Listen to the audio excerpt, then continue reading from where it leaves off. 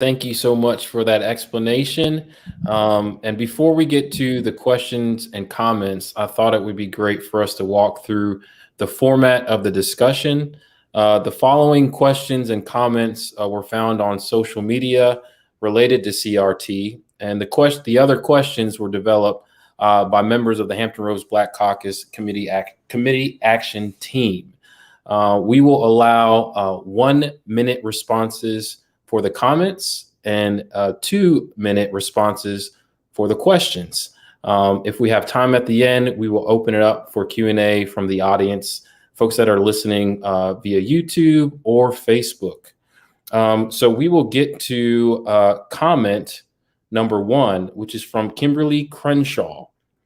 It's an approach to grappling with a history of white supremacy that rejects the belief that what's in the past is in the past, and the laws and systems that grow from that past are detached from it. It is an approach to grappling with a history of white supremacy that rejects the belief that what's in the past is in the past, and that the laws and systems that grow from the past are detached from it. We'll start with former school board member Smith Jones. Here on CRT, so I appreciate that that quote from her. So it's an approach to grappling with the history of white supremacy that rejects that belief. And what they're saying is that it's in the past, we no longer think about it, it no longer exists. And is that really true that it no longer exists?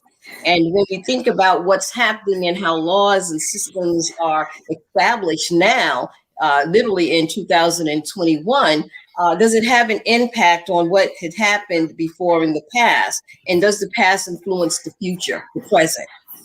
And I think it does. I don't think it's detached. I think it does indeed influence the present. Thank you. And we'll move to Dr. Best. Well, I think that this comment is based on a fallacy in that if the belief is the past is in the past and the laws and systems that grew from it, we're detached from it. I think nothing could be further from the truth. And in order for us to correct many of the injustices that were done in the past, we have to grapple with we have to acknowledge to go back and rectify many of the injustices that were done in the past. We have no choice but to go back and deal with the past. So if that is a belief as to what CRT is, that's a fallacy. We can't leave what's in the past in order to move forward. Thank you, Dr. Best. Dr. King?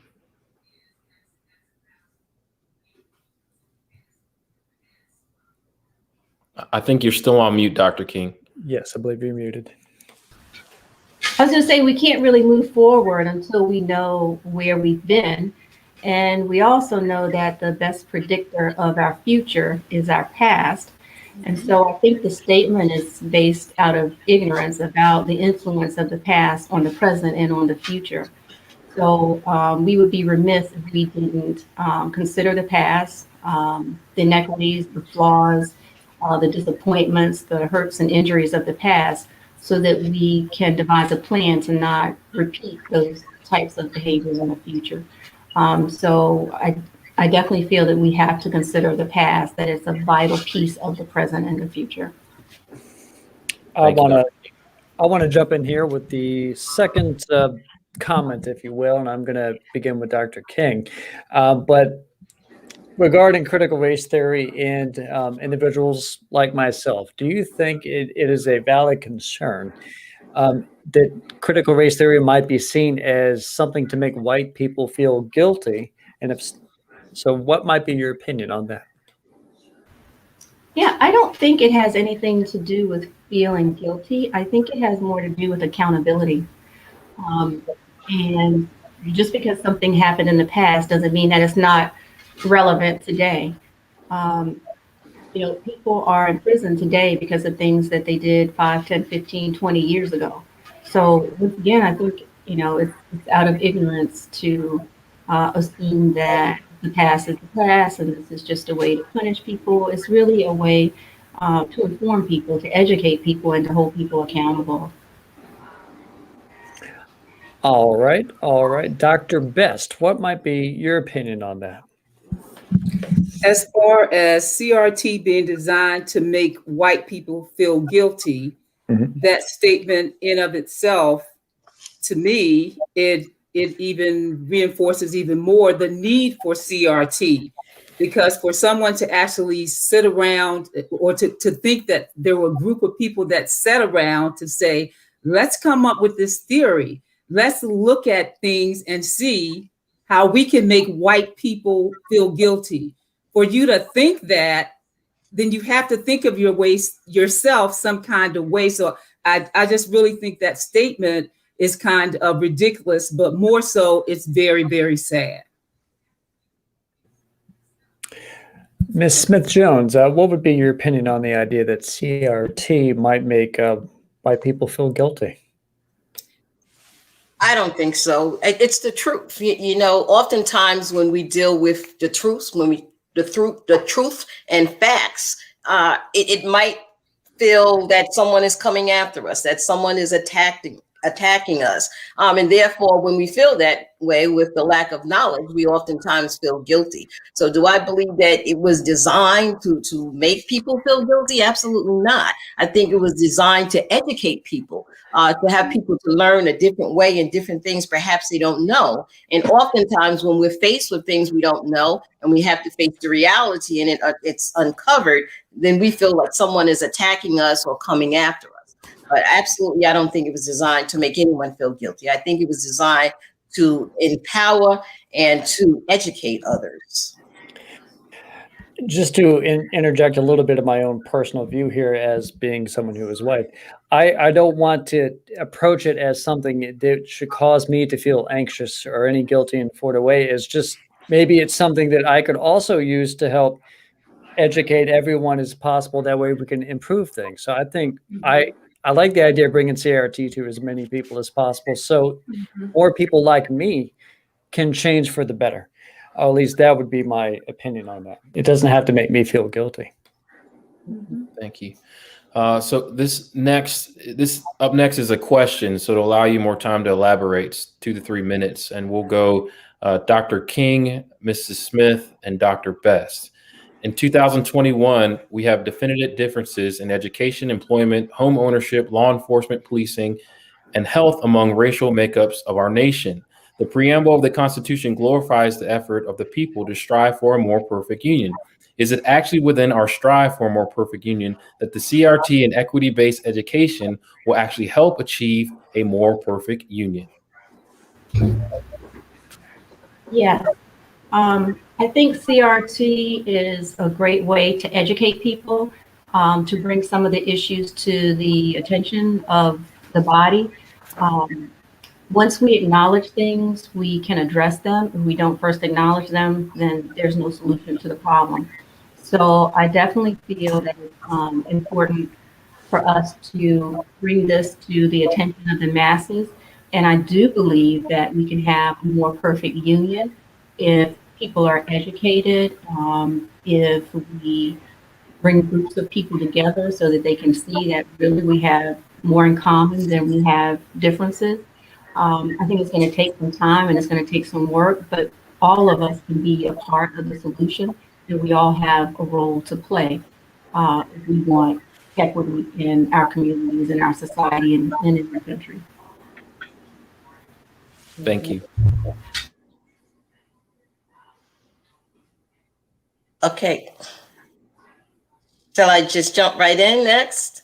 Yes, please. Yeah, so thank you. Yeah, so I think it is within our strive with CRT to become a more perfect union, because with more information, we're building our schools and we're building our education now, especially through this virtual world. Then we want to look at the equity within it.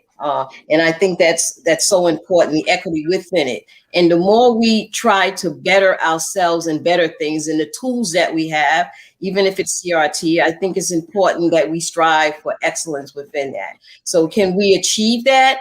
If we have the will, I truly believe that we can achieve it. And it's going to take time. it takes lots of time to educate those who do not understand what CRT is and what the different acronyms are and the different programs that we need to bring in to help our children. Because we need to now start providing, especially after learning throughout this virtual world and virtual learning, what do our students really need? I think we found that out now. They have different needs in education. And what do they want? I think now it's okay to see what cultural capital our children bring to the classrooms and to the educational system themselves. And CRT is a great tool that we can help manage that. Thank you. Sure. Dr. Best? Okay. I think that the preamble of the Constitution is one of the most profound things that was ever written. And in its purest form, for what I think it actually means, as opposed to what was written when the founding fathers wrote it, because there were a group of people that were excluded. So I'm taking it at its face value for what it actually says to form a more perfect union. And I think that CRT lays the groundwork, or it provides a means where everyone is able to have equal access to things such as education and housing and employment, and they have an opportunity to be their best selves, and they have an opportunity to come together with one another, not competitive, not being jealous, not thinking you are able to have something that I'm not able to have, or that I owe you something. When the playing field is level and everyone has the opportunity and the access, I think we'll be able to work towards forming a perfect union. Thank you. Thank you very much. I would like to jump in here with the next more of a comment type situation. I'll begin with Miss Sandra Smith-Jones here. Here it is. The Florida Educational Department decided to implement aspects of CRT in their curriculum, and Governor Ron DeSantis removed those aspects, stating, "There's no room in our classrooms for things like critical race theory.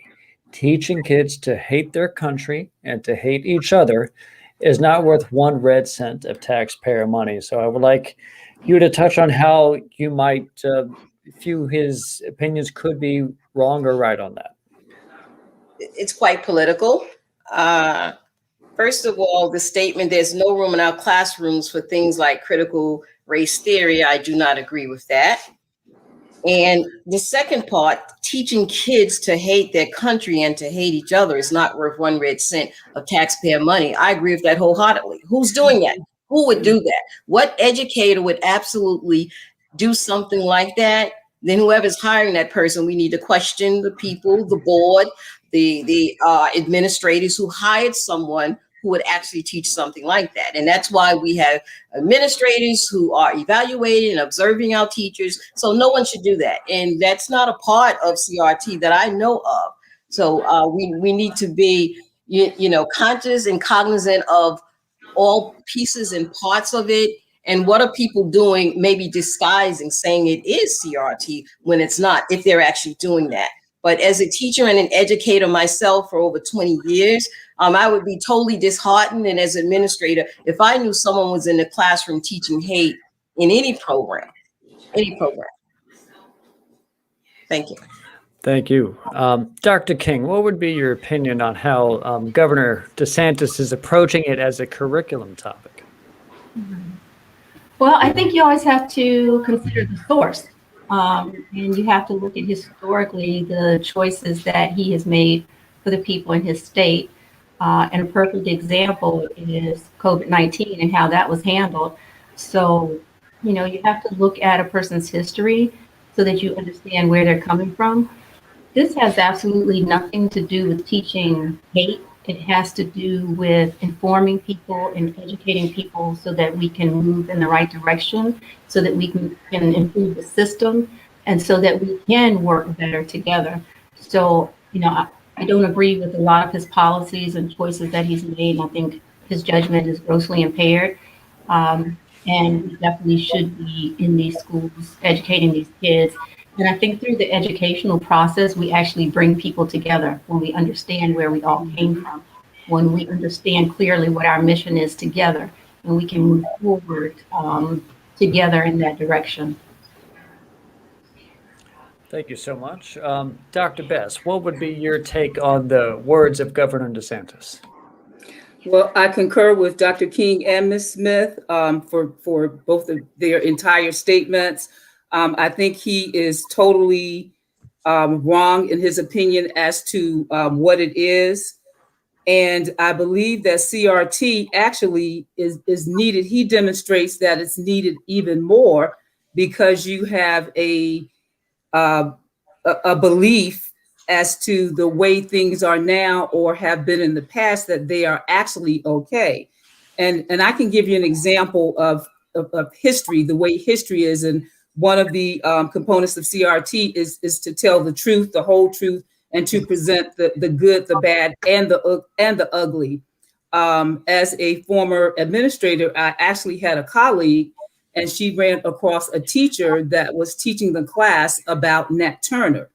And he kept saying to the students, he was crazy. He was crazy. And the teacher, she waited. They were towards the end of the class. And so she waited to talk with this teacher until after the conversation. And she said, can you share with me a little as to why you were saying that? And he said, well, this man, Nat Turner, he killed women and children. She said he killed women and children so that his women and children would not be killed as they had been throughout the years. So his family would not be held in bondage. So he would not be a slave. So you gave one side of the story and it's very, very slanted.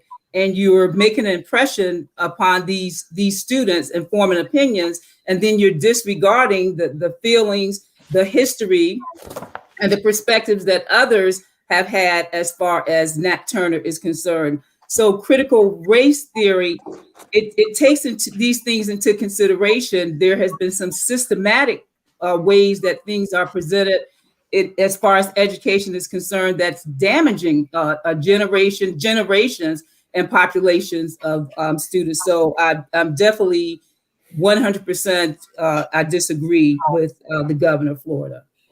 Thank you so much. Thank you. And I think this next question is a perfect segue into what you just shared, Dr. Bess, about what is taught and what is not taught in the classroom. And the question is, if it's important to mention and discuss the input of individuals like Thomas Jefferson or George Washington in the creation of the country's society and government, is it beyond acceptable to address the fact that the society and government they created directly manifested disparate social status and rights of peoples? And we'll start with Mrs. Smith-Jones. Can I pass on that one? Sure, absolutely. Yeah, Dr. King? Well, I think you have to look at the time of Thomas Jefferson and George Washington and what was going on around them and what was the acceptable social norm at the time. So, of course, the rules, the regulations, the behaviors of that time would be different from what you would expect today. There have been so many changes over many years. And so the system at that time was definitely skewed. And it was based on prejudice and slavery and a history that a lot of us would prefer to forget. So I definitely think they were a victim of their time, and what they practiced, what they preached, what they believed, what they taught was based on the social norms at that time. Right.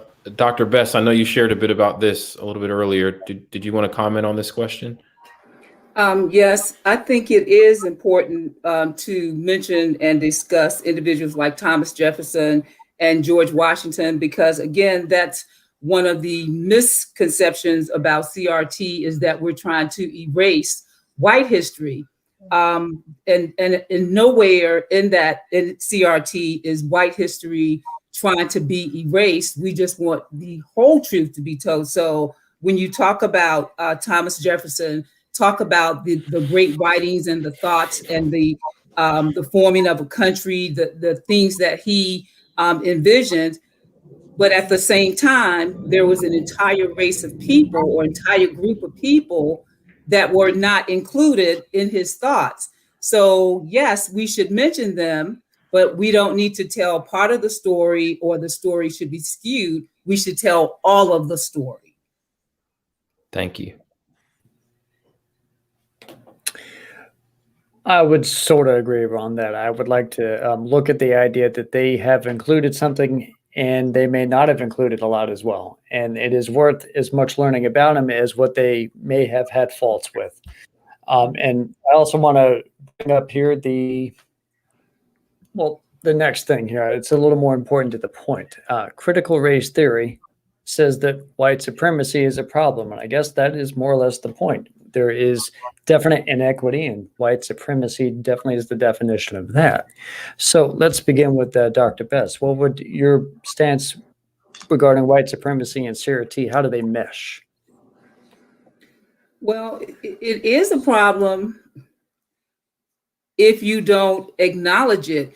And we have people that they just really believe it does not exist. So if you don't believe something exists, if you don't believe there is a problem, then you're not going to make any type of motion towards solving what you don't perceive as a problem.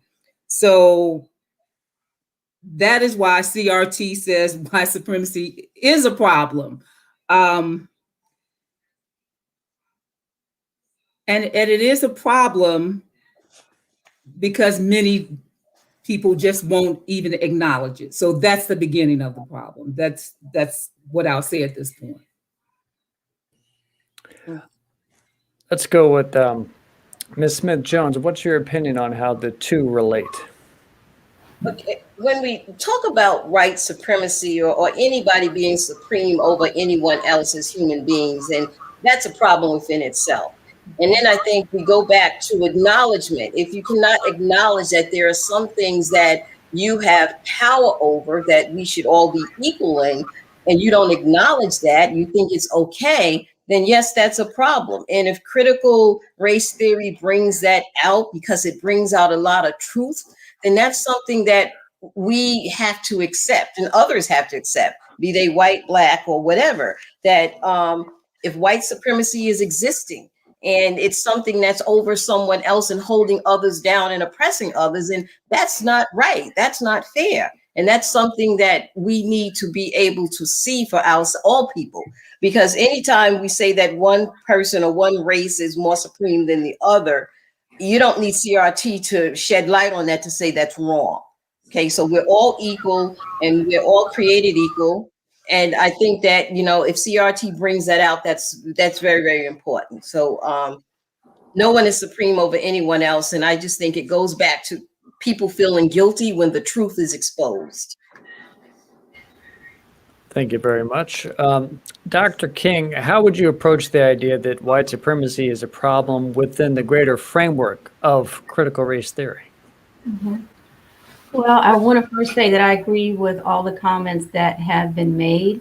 And our society is going to function in a more healthy manner when we achieve some degree of balance. And that means that we don't have one race that's superior to another. And even if you go back to the Bible or the Constitution, all of us are created equal. And I think that's the equilibrium that we should be striving towards. And we're going to have a much more functional, healthy nation that's more productive if we can create that balance. So white supremacy is a problem. It has always been a problem. It has continued through many, many hundreds of years to be a problem. And I think it's important for us to be well aware of it, because like Dr. Bess said, the things that we aren't aware of, that we don't acknowledge, we can't address. There's no reason to address something that's not an issue. So, you know, I think that these conversations are important because it highlights some of these issues, and it brings it to the attention of people who maybe haven't even given it any consideration. So In summary, I think it is a huge problem, and I think we need to address it. And the critical race theory is making that attempt. Thank you so much.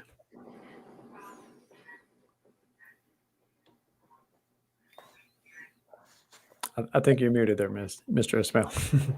Thank you, Mr. Conrad. For those that are listening at home, again, we want to thank you for joining us. And we especially want to thank our special guests for taking time out to discuss such an important issue. So thank you again. And I'll get to the next question. In a letter to the editors, the American Scientist considers race as a folk taxonomy, not science, the practice coined by Carolus Linnaeus in 1737. Based on Linnaeus's division into 4 varieties of man corresponded to then known 4 continents of the world: Europe, America, Asia, and Africa. The variables used to organize it, such as skin color and hairstyles, are arbitrary choices. Do you have any initiatives in conjunction with CRT to remove pseudoscience and fake news from the Virginia curriculum? And we'll start with Mrs. Smith-Jones, please. Okay. Thank you. This is the question, I think, okay, Tom Cotton was in Virginia. All right, so in reference to the Virginia curriculum, the state curriculum, then we have no jurisdiction over that actual curriculum. What we do have an opportunity to go forward and speak out when curriculum is being designed. That's what we can do. But to be able to remove pseudoscience and fake news, if that's in the curriculum, if it's something that's not correct, I'm not sure when they're saying fake news. If it's something that's inaccurate, absolutely. Curriculum is always being reviewed and revised, and you have an opportunity to make those corrections. But in reference to having an initiative, at this point, no, I do not have an initiative with the CRT, but to be able to remove something that is actually in there, if it's not true, if it's pseudoscience, then that's something you can address the education committee at the state level, if it's in the state curriculum. Thank you. We'll move to Dr. King, please. What's been said. And of course, if there's information that our children are being taught that's incorrect or fake, as you would call it, we definitely want to have that removed. There's a process for removing that kind of information, but I would like to think that there's not fake news in the curriculum. I think we need to avoid people's personal opinions when it comes to the curriculum that we're using to teach our children. I think we need to stick more to the facts. Thank you. And Dr. Best? Yeah, I concur with the previous comments as far as me having a personal initiative regarding CRT to remove the fake news or the fake science. There's a way that is addressed through school divisions. But one of the things I do, and Governor Northam has actually, because it's been acknowledged that some of the ways that things have been taught, particularly in the state of Virginia, particularly regarding things like slavery, they were not the correct, or they were not the full picture as to how those things actually happened. A committee was formed, and there was some rewriting of curriculum, and there actually was a newly designed Black history course for high school students as a result of that. That's only the beginning, because in my opinion, Black history shouldn't be separate from American history. There should be American history, and we are part of that story. But you have to begin. You have to begin somewhere. So I'll just kind of leave it at that. Thank you all so much for that. Our next question focuses from the source of another politician, a current politician, Tom Cotton, who proposed a bill to prohibit the armed forces from directly promoting what are the core tenets of critical race theory. And those tenets are that the United States of America is fundamentally a racist nation, that an individual, by virtue of his or her race, is inherently racist or oppressive, and that an individual, because of his or her race, bears responsibility for the actions committed by other members of his or her race. The bill also included a provision against segregating members of the armed forces by race, which has become common practice in many CRT training programs anyway. So let's tackle that here with Ms. Sandra Smith-Jones to start off. What is your opinion on Mr. Cotton's stance in his bill? I lived in Arkansas for a while, so I know where this is coming from. When we say, when there's a statement that someone is saying that members of the armed forces should be separated by race, and we've had a long history of African Americans, of Filipinos, of immigrants, of all type of people serving in the military, protecting our country, protecting our lives, our families and all. I think that is something that goes in the face of honor and dignity of those who serve for us and saying, thank you for serving our country. To segregate them, why? Why are we separating them when they're all out for one cause, to protect this country and honor our country? So why are we separating them? And when they say it's common practice, when he's saying that in CRT training programs, is there any proof of that? I'd like to know, is there any proof of the segregation that he's talking about in that? Oftentimes people are saying these things because they don't like the program or they need something to promote, to get an audience, to have a voice. And I think at this point in time, that's what it sounds like with a lot of these questions that are coming out, that are because it's a tool that people are using to advance a certain group of students and when you advance that group of students, you're advancing everybody because you can't discriminate.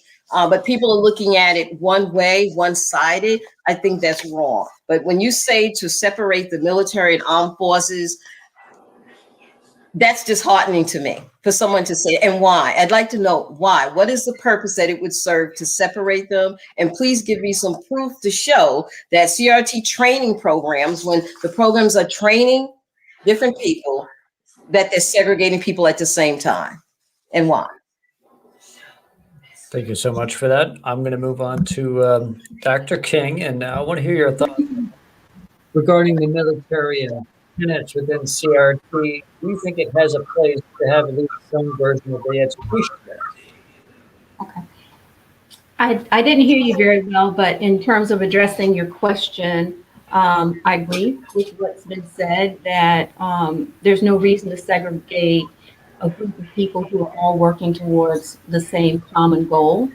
When you start separating people out, you start creating division. So they're all working together for the same purpose. There's no reason to separate them out. When it comes to people being identified as being racist because of their color, I think that's ridiculous. That's called prejudice when you assume that a certain person is a certain way just because of how they look or just because of the color of their skin. And that's the whole point that we're trying to make, is that we don't want to be judged based on the color of our skin. We want to be judged based on the content of our character. So because someone is white doesn't mean they're racist. Because someone is black doesn't mean they're not racist.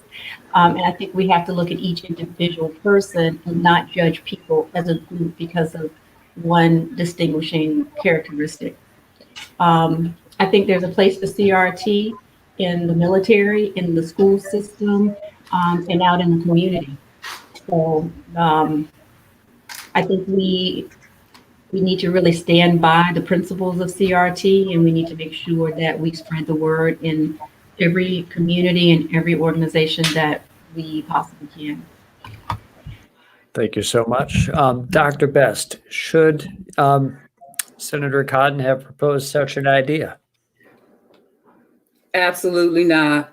I think that he is misguided, mistaken, and uninformed. Beginning with, let me say that for CRT training and some other trainings that I have been a part of, as far as race relations, sensitivity, and just making people more aware as to what's going on around them, there has been exercises that were done where whites and blacks were separated, and they were giving a scenario, and they were asked, what would you think about this scenario? or how would you proceed after whatever happened in this particular situation? And what was found many times that there was a major difference in how situations were perceived. So in order to make that point live and a lived experience for the participants, that is how people were separated. But there has been no type of initiative by CRT to say, let's go back to segregation of the troops. So if you hear people maybe sometimes, I don't like that training because they separated us.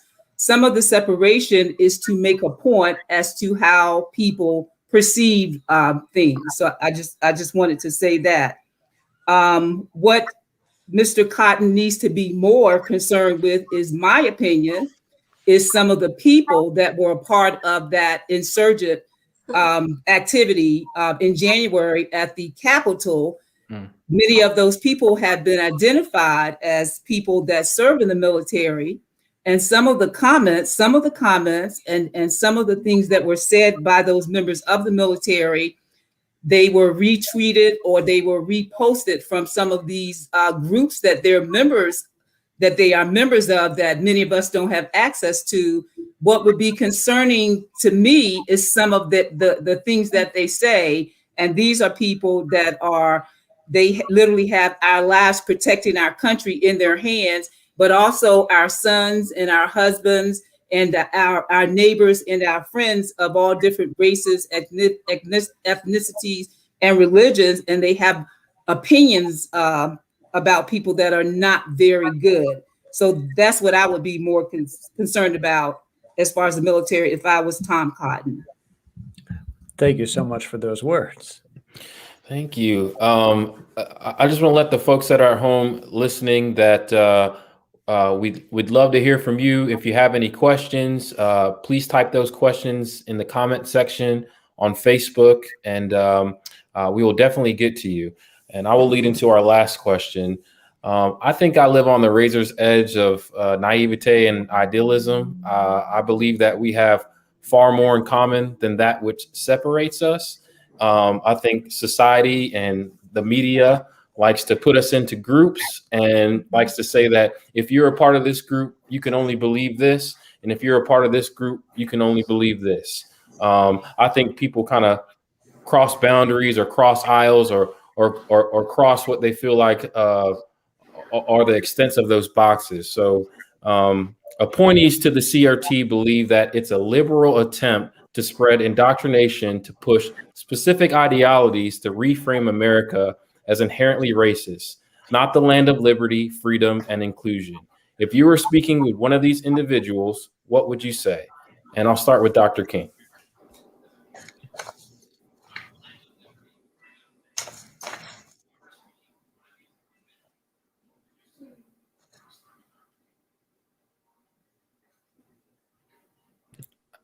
I think you're muted, Dr. King. I'm sorry. Yes, I think you're muted. Okay, I'm sorry. There are definitely parts of America that are inherently racist, and I think any of us who turn on the news every day are very much aware of that.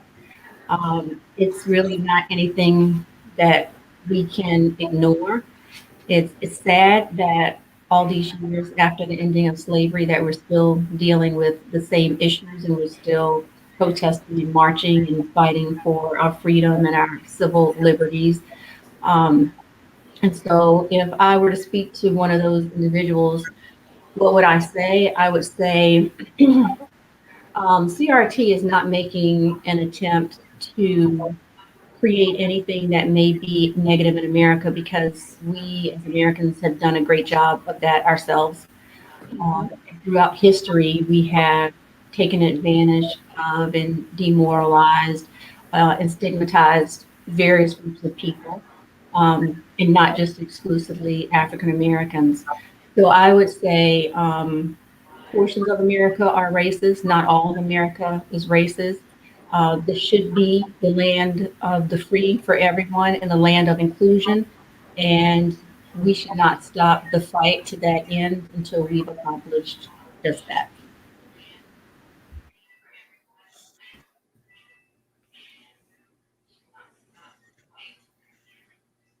think you're all muted. I'm sorry about that. Dr. Best, we'll pass it on to you. Okay, what would I say? I don't think it's definitely not an attempt to indoctrinate or even to reframe America as being inherently racist. I totally 100% disagree with that. What I would say to this person is it's actually, again, I keep using the word truth. It's about truth and it's about the whole truth. As far as the country is concerned, like I said, the preamble, the Constitution, some of the most profound and prolific documents that you would ever see in your lifetime, and especially if they were allowed to blossom into being what they were actually designed to be. So I probably would tell that person, then let's start right there, and then let's include all people. And if you acknowledge that at the time that that was not written, all people were not included, then you would acknowledge that there were some people that were left behind for some of those liberties and the way that you could pursue life, liberty, and advancement.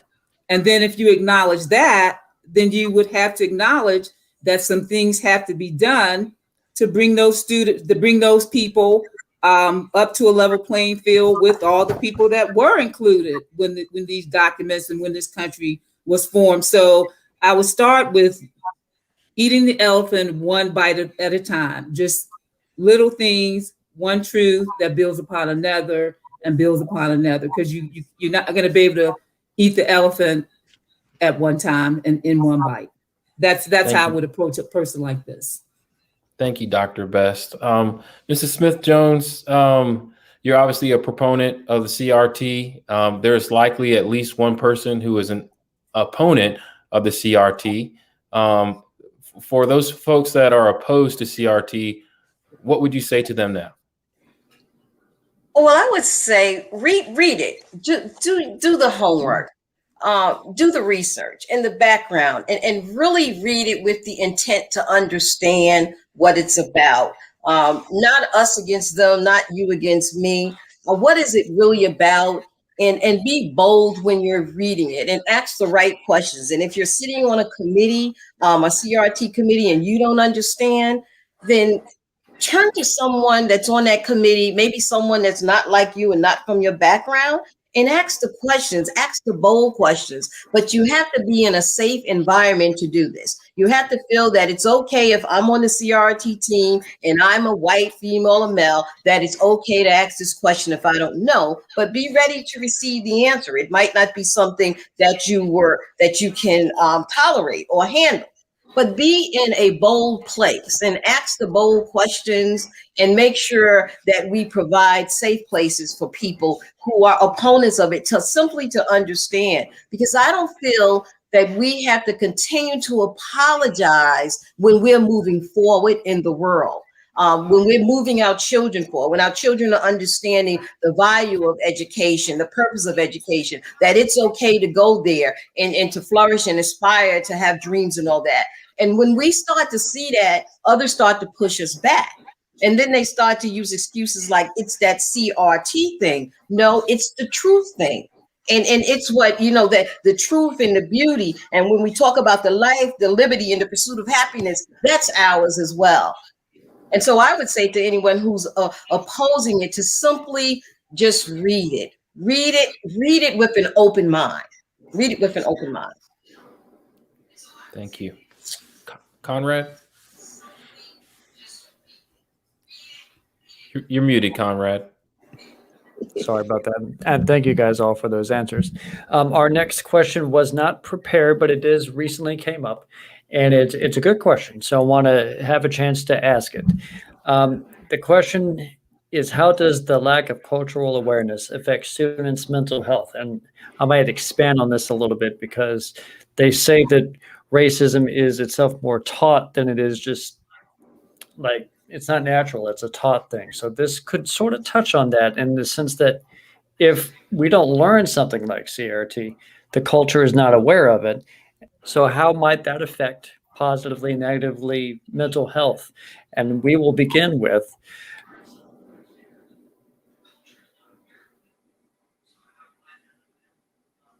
Yes.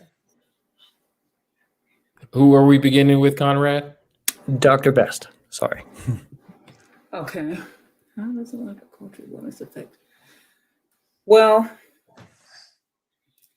how does a lack of cultural awareness affect students' mental health? If you are constantly being told that you are less than, if you are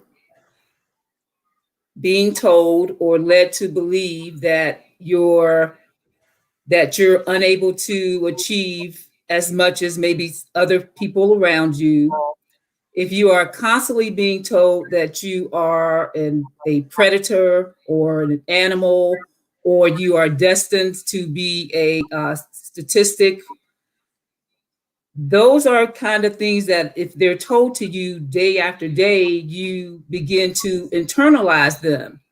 If you never see positive reflections of yourself in textbooks, in movies, on news stories, and again, you see this and internalize it day after day, if you don't have intervention in your home, in your church, in your community to tell you otherwise, then those things that you are being told to you, or those images or things that you are being fed, you begin to believe them.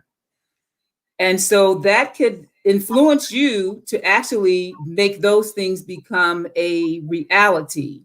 So it's very, very important that when you are growing up, when you are educated in your religious realm, in your neighborhood realm, in the village, that you are fed positive images and positive things, and you're told about the greatness of your history, and you're told about overcoming adversity, and you're told about being able to accomplish in spite of, then that also, you internalize that and you begin to believe that you can achieve and you can do great things, and that you are worthy and that you are someone, and it makes you feel better about yourself. So I believe that not knowing about your culture and not being aware of who you are and what's going on around you, it can have a negative impact, most definitely, but knowing can have a positive impact as well. Thank you so much. Let's go to Sandra Smith-Jones. What would be your opinion on cultural awareness and students' mental health?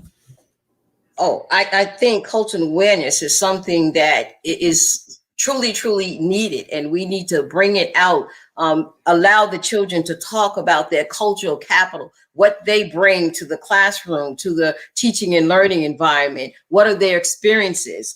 That's important. And when we don't allow children to do that, and when we stunt their growth, when we don't allow children to share with us their experiences, that's their cultural capital that they bring in, their background, their religion, their experience with mom and dad that may be different from the teacher's experience. And so that's when the mental health can come into play, when they need someone to talk to support them, to let them know that my life, the way I live and the way my mom and dad live in our home and our cultures and our celebrations are just as important as anyone else's. So that cultural relevancy and building that culture, the climate within the classroom or the teaching and learning environment is so important, and it's so powerful for all of our children, no matter what background they have, to grow in. And so that helps their social emotional learning and capacity when they can share and they can feel proud of who they are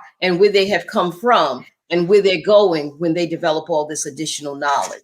So I think that's really, really important. Other than that, we confuse them. If we don't allow them to speak, to share their truths and their personalities and their background, then they're in a confused world. Why is it okay here at home and it's not okay to share And this is mom and this is dad. These are the people I love. These are the people who teach and care and nurture me. Thank you so much. Dr. King, would you say that the teaching, the lack of cultural awareness, could it negatively affect mental health? And so the word students is in the question. So we must be talking about in the educational arena.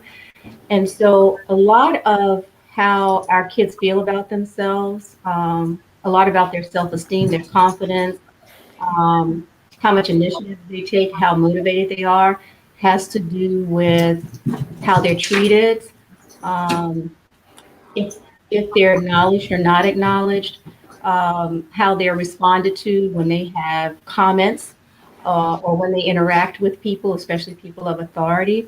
So if you have teachers in a classroom who are culturally unaware and they in any way even subliminally negate the cultural aspects of those students, if they lack understanding of their background, their upbringing, their values, their family system, and those kids that all feel any type of rejection by authority figures or the teacher in the classroom, it's likely to have an impact on their self-esteem, their self-confidence, and even their mental health.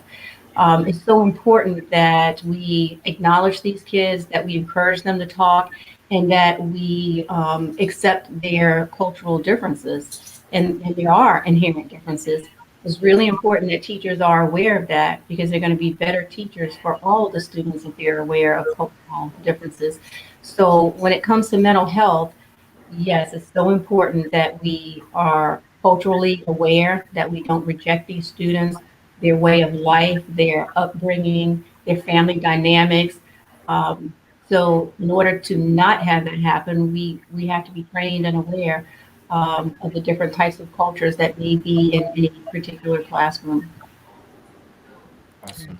Thank you so much for your stances on that. I would also like to personally thank Sandra Smith-Jones, Dr. Terry Best, Dr. Patricia King for coming on tonight to give your voices and opinions on this matter as we get ready to close out the show. Again, thank you so much. This is a dialogue we needed to start having locally in Hampton Roads, and I look forward to having more and more dialogues down in the future.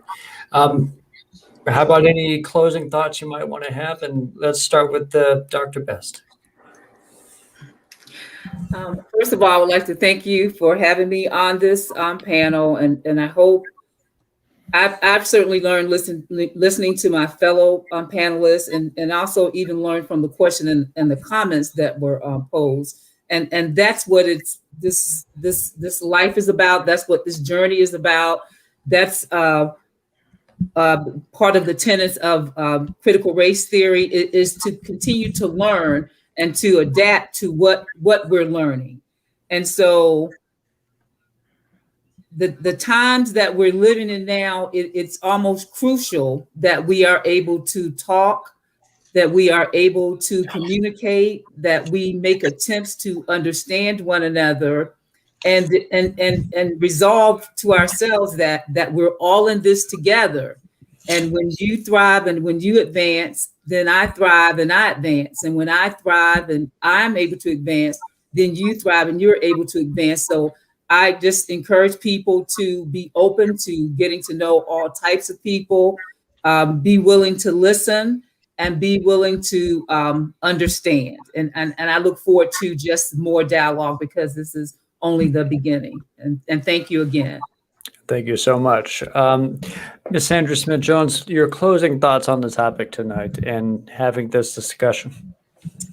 Well, thank you so much, Conrad and Mr. Meeks as well, for having this conversation and bringing it forward, because I think it's so timely. Just recently, with some colleagues of mine in the education system, with administrators and teachers and from all backgrounds, literally, we're doing book studies, and you know, diversity, inclusion, and equity is one of the big things now. And we're reading Bettina Love's book, We Want to Do More Than Survive, about abolitionist teaching. And I would just share with your audience that they can just get some of these books and start reading them. They will understand what CRT is really about. and what we're saying we're trying to do with a tool like CRT for teachers. And one of the other things I'll share with coming down the pipe, as we're all in Virginia, is some teachers, when they're getting evaluated with their observations and all, that principals and educators are now looking for CRT within their classroom. They're looking for culturally responsive classroom teaching and learning, and that's coming down the pipe. And it's going to be taught, and that's going to be on, to get your license in Virginia. That's coming. So we can look at it, and if people are concerned about it, they can have conversations at the state level, at the local level. But once it's, signed on by the state, then that's something we have to adhere to as educators and make sure that our classrooms are culturally responsive for all of our children so they can get the best education that any child can get, your child or my child. So I just want to thank you for having a forum, and thank you for sitting in with Dr. King and Dr. Betts. It's been a wonderful and enlightening time, and I have learned a lot. And have a great evening. Thank you so much. Dr. King, your final thoughts. Okay, and I just want to say thank you to you guys for having this forum as well. It's been very educational. I think we probably all learned a lot. I just want to emphasize what's already been said, and that is that we have to first acknowledge a problem before we can address it. When you have forums like this and you have wonderful panels like you've had tonight, it's the first step towards making some changes. We have to acknowledge the past to be able to move forward and to have a different future. And it's critically important that the teachers and all of us are culturally aware, because it makes us all better. Like Dr. Best said, though, when one person does better, the next person does better, and the next person does better. And so we're only as strong as our weakest link, which means we all need to move together in a positive and forward direction. And we don't want people lingering behind. So we need to bring everyone forward. We need to address any barriers that stand in the way, any issues from the past that are roadblocks to our future. And when we work together as a unit without separating each other and segregating each other, criticizing, demoralizing each other, we're really stronger as a unit to move forward. And I think with forums like this and educating the communities, that's exactly what we'll be able to do, is move forward together. Thank you, Dr. King, Dr. Best, Mrs. Smith-Jones. Thank you so much for your time. I too learned a lot from this conversation, and we hope to have more conversations. There were a lot of questions that we were unable to get to just because we want to be respectful of everyone's time. So if there's a question that you were unable to have answered, please send it to us on Facebook. We're at facebook.com/HR Black Caucus. And also, if you're interested in joining our organization, we are actively looking for new members to participate so that they can create events like this so we can engage on important issues like CRT. So again, thank you. And before we end, I'll pass it over to Conrad. Thank you so much, Mr. Meeks. This has been a delight to share the stage with you tonight as we discuss this great topic. I'm floored with the fact that we've had so many viewers and so many commentators and so many questioners on here. Andrea Dixon, Don Page, Martha Smith, Thurot, Luis Cortez, so many names. Let me scroll back up. Jan Taylor, Mr. Bobby Malati, so many. If I keep missing, it's only because I'm right at the bottom of this thing. There's just so many people commenting. Thank you all so much for doing that. And do so next time when we have our next great dialogue here with the HRBC. I want to close out tonight by giving a little bit of my own opinion, because I got to admit the obvious here. It's 2021, and I'm very interested in deeply rooted political change, just conceptually, for the better. And I also got to mention that I'm interested in being a politician myself. And of course, it's very easy to see I am a white male. I want to make every day a day to not be anxious about my self-identity and not to be insecure about my place in the world. I also want others to be secure in their individuality and their social identities. And so that's why I like and appreciate a discussion like tonight's. as someone who wants to be a real influencer for positive change, it's important for me to be anti-racist. And that's a daily responsibility of frequent, consistent, equitable choices. These choices, they need my self-awareness. They need my self-reflection. In the absence of making such choices, I might unwittingly uphold aspects of a white dominant culture where unequal and unequitable institutions like schooling abound. Being racist or anti-racist is not really who you are. That's something we need to hammer home here. It is about what you do. And that's why I say we should study it. So thank you guys for watching tonight.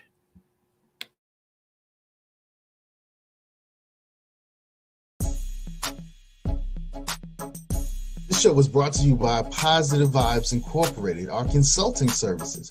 We do credit fixes, we do tax resolution, we lend private money and debt consolidation. So if you need some of these services, we're waiting here for you. Credit fixes, tax resolutions, private money, and debt consolidation. Make sure you call Positive Vibes Incorporated.